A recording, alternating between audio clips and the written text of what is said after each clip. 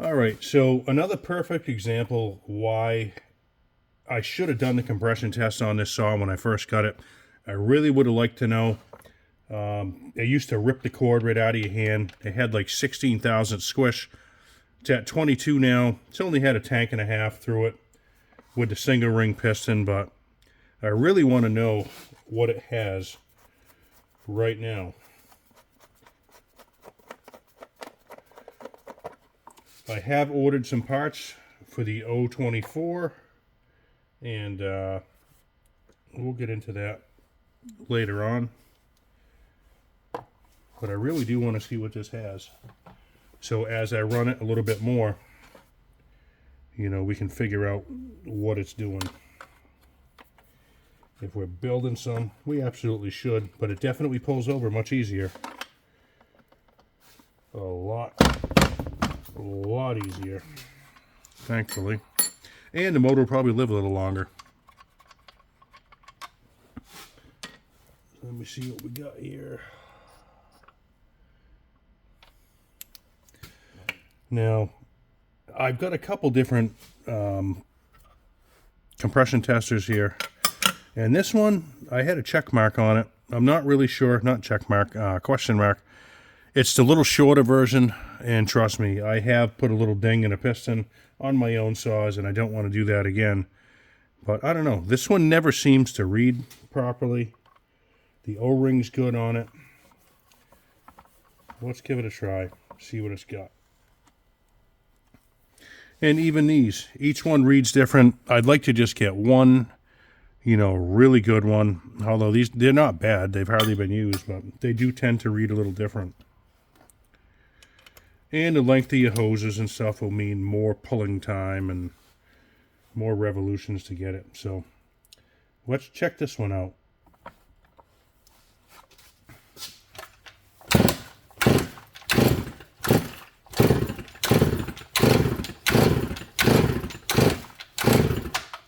Okay, so we stopped moving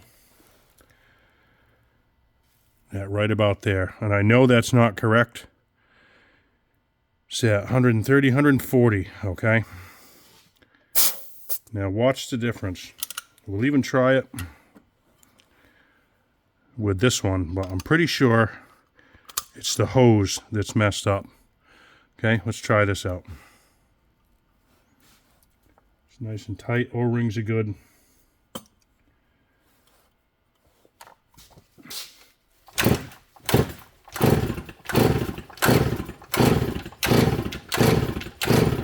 Okay, we stopped moving. This one's reading similar. It's a little under 130. Now, I never trusted this one. Now, I'll show you the difference.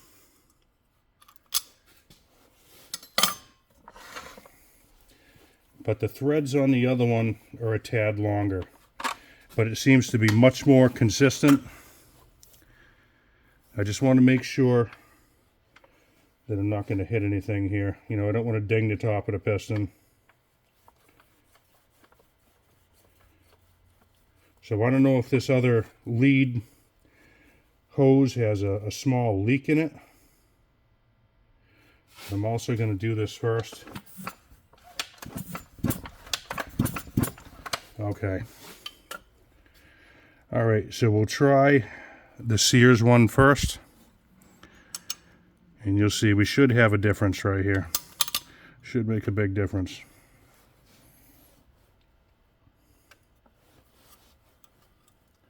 And obviously, which one would you go with? The one that makes more compression, right? Nah, I'm just kidding. I want to be accurate with stuff. Here we go.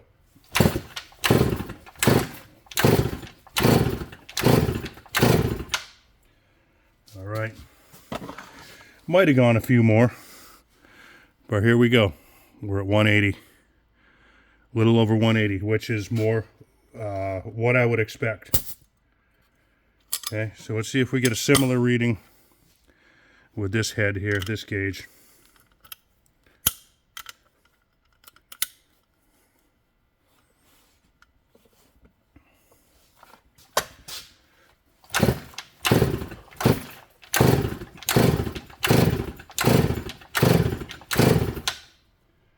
All right, one more.